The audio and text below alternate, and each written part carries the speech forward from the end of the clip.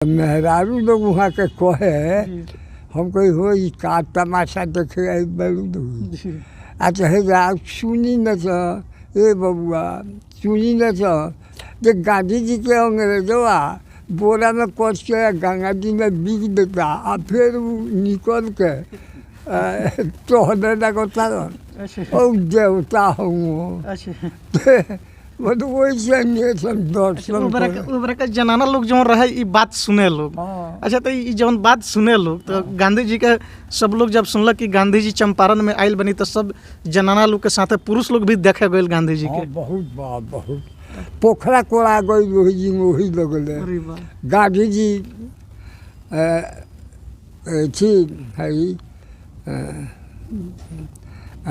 कुदारा छैटी सब रखल है 50 गो और चुपे चाप आके सुबह में नाश्ता क के आ एगो कुदार कान पर धो के टोकरी में चल जाए पोखरवा कोड़े गांधी जी। हाँ तो गांधी जी भी हाँ पहले कहत केहू से ना अपने चल रहा सब लोग आठवा पर कहे बाप रे दादा चल चल कुदार छी ना टोकरी आ हमनी के बिगा आठ पर 8 बना दो आ बनाओ तो गांधी जी दे न तो सूरो कहस ना जावल हुई तो करी कुदार दे के धो के दूसरे चलाओ तो लोग उनके चलावे देवे सब लोग झुक गए पोखरा तैयार हो गई बड़ा भारी पोखरा तैयार हो गई। हम अपनी आज़ादी को हरगिज मिटा सकते नहीं, हम अपनी आज़ादी को हरगिज मिटा सकते नहीं, सर कटा सकते हैं लेकिन सर झुका सकते नहीं। कहते हैं दोस्तों कि वतन पे मरने वालों का वतन पे नाम होता है, वतन पे मरने वालों का वतन पे नाम होता है, चढ़ाना शीश ही सबसे उत्तम दान होता है। यूँ तो हम सबको ज्ञात है मरना है एक दिन, यूँ तो हम सबको ज्ञात है कि मरना है एक दिन, मरे जो राष्ट्र के खातिर वही महान होता है, वही महान होता है। साथियों देश 74वां गणतंत्र दिवस मना रहा है।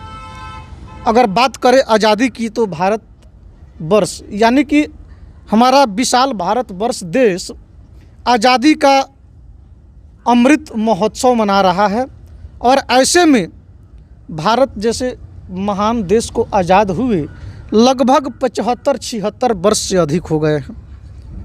तो वहीं अगर गणतंत्र की बात करें, अगर भारत के अपने संविधान की बात करें तो भारत के अपने संविधान को लागू हुए तकरीबन 74 वर्ष हो चुके, यानी कि यूँ कहिए तो देश जो है 74वां गणतंत्र दिवस मना रहा है। और ऐसे में आपको बता दें हमारी मौजूदगी पूर्वी चंपारण जिले के रक्सौल अनुमंडलीय क्षेत्र के रामगढ़वा प्रखंड के आमोदेई में है। हमारे कैमरे पर मौजूद आपको एक ऐसे शख्स दिखाई दे रहे होंगे, अगर जिनकी बात की जाए तो आप लोग भी इनके कहानी को सुन करके आप भी चकित हो जाएंगे। उम्र के तकाजों की अगर बात करें तो अभी इनका उम्र 116 वर्ष हो रहा है। 1909 में इनका जन्म हुआ था। चंपारण के इसी मिट्टी में जन्मे ये चंपारण के लाल हैं। और आपको बता दें जिस समय भारतवर्ष आज़ादी की लड़ाई लड़ रहा था, जिस समय भारतवर्ष अंग्रेज़ों भारत छोड़ो आंदोलन इस भारतवर्ष में छिड़ा हुआ था, उस समय ये लोग महात्मा गांधी जिनको राष्ट्रपिता के नाम से जाना जाता है, ये लोग बापू के सानिध्य में रह करके स्वतंत्रता की लड़ाई लड़ रहे थे, यानी कि आज़ादी की लड़ाई लड़ रहे थे। और आज के डेट में देखा जाए तो समाज के ऐसे धरोहर लोग कम ही समाज में जीवित है।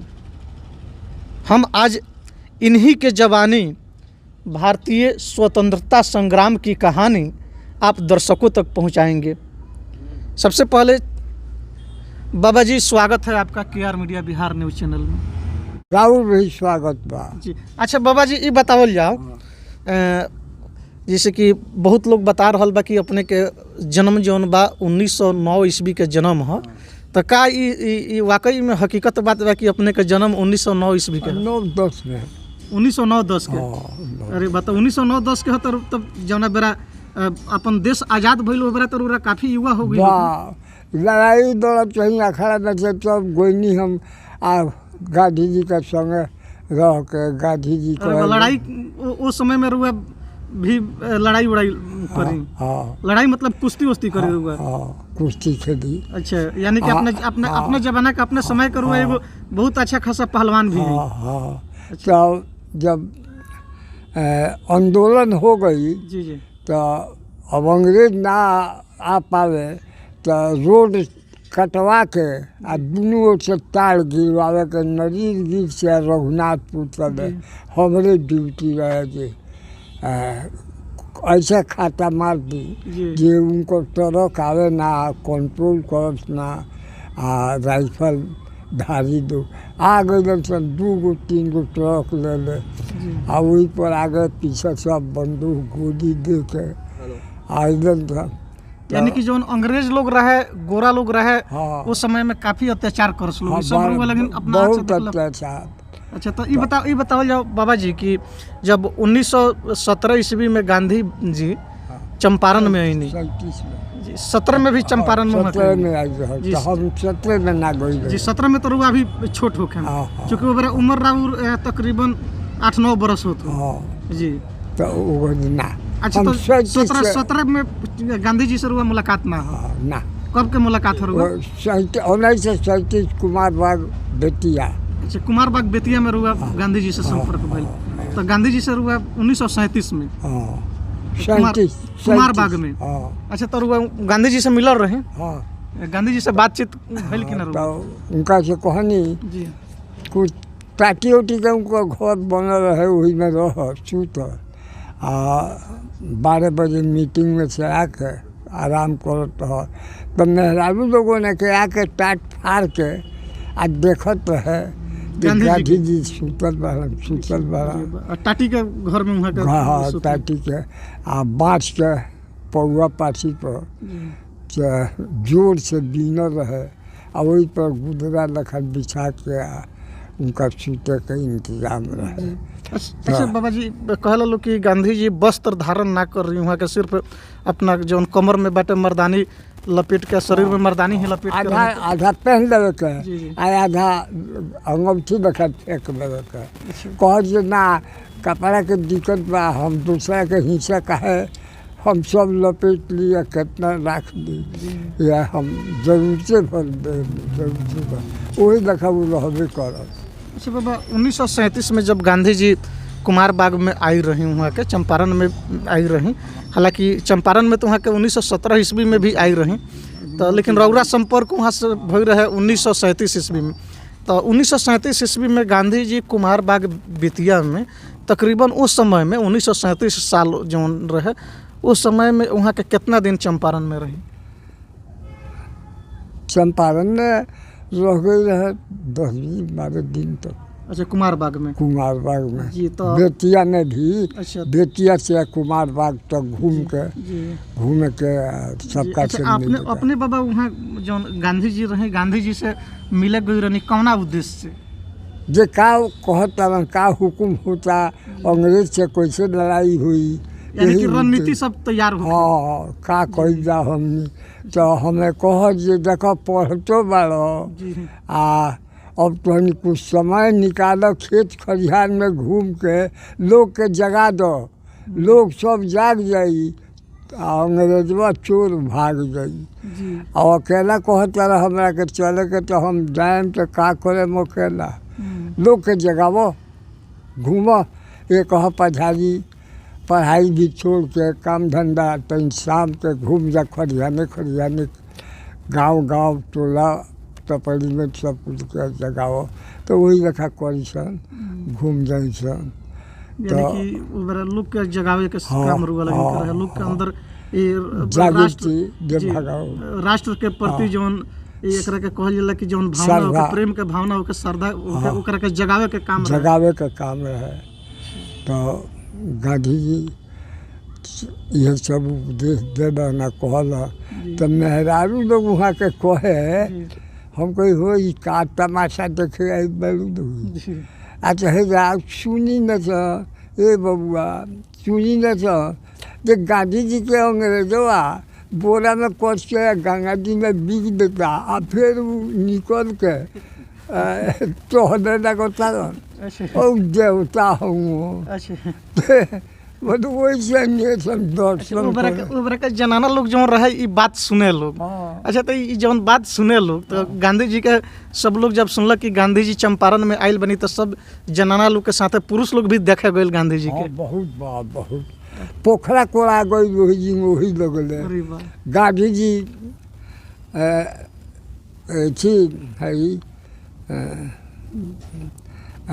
कुदारा छैटी सब रखल है 50 गो आ चुपे चाप आके सुबह में नाश्ता क के आ एगो कुदार कान पर धो के आ टोकरी दे चल जाए पोखरवा कोड़े गांधी जी। हाँ तो गांधी जी भी हाँ पहले कहत केहू से ना अपने चल जाए सब लोग 8 पर के कहे बाप रे दादा चल कुदार छीन आ टोकरी आ हमनी के बिगा 8 बना दो आ बनाओ तो गांधी जी दे न तो शुरू कर कहस ना जावल हुई टोकरी कुदार दे के धो के दूसरे चलाओ तो लोग उनके चलावे देवे सब लोग झुक गए पोखरा तैयार हो गई बड़ा भारी पोखरा तैयार हो गई।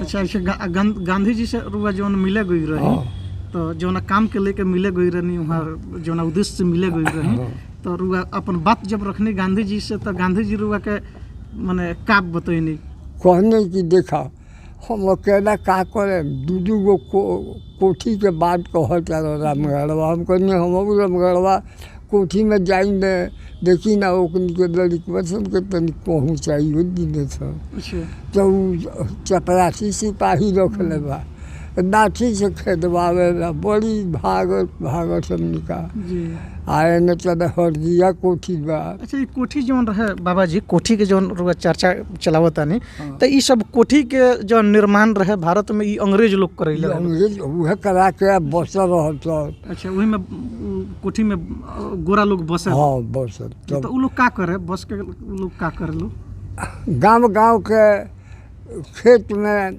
3 कठिया बनौले रहे लोग बीघा पर 3 कट्ठा नील पैदा करल लोग। अच्छा यानी कि बीघा पर 3 कट्ठा में नील के खेती। हाँ नील के खेती और वो 3 कठिया ओकरा कानून बोलल जाए। हाँ 3 कठिया वो लोग कानून बना देले रहे यानी कि अगर 1 बीघा जमीन बटे तो 3 कट्ठा में नील के खेती हर हाल में करे के। 3 कट्ठा और निवाद बा आ ओकर में कुछ नहीं से देवे के ओकरा यहाँ पहुँचा देवे के बारे हुआ। अरे वाह खेती करके आप पहुँचा भी देवे के पहुँचा देवे नील के खेती करके पहुँचा भी। हाँ ना तो बड़ी पिटाई होके ओकर आवे सिपाही से मजदूरा का छपरी पर मार के उठ ना वहाँ कोठी पर साहेब बुला रहा बालन चल सन लील के लेके आ लील के वही में से एक चीज निकले अफीम।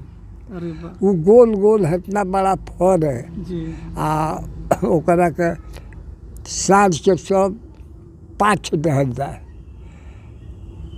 चीरा लगा दहल जाए आ वह दूधवा में के निकल के आ वो अफीम बने तो एक पछाड़ी सब किसान अपन अफीम ले लेवे आ खाली वह आ पत्ता दे जाके कोठी पर दे दे वही में से वो निकले अफीम। जी यानी कि नील के खेती करेला अंग्रेज लोग मजबूर करे भारतीय लोग के।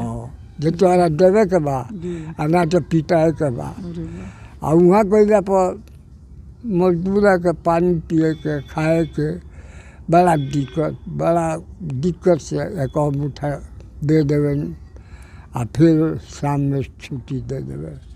यह ओकनी के काम रहे।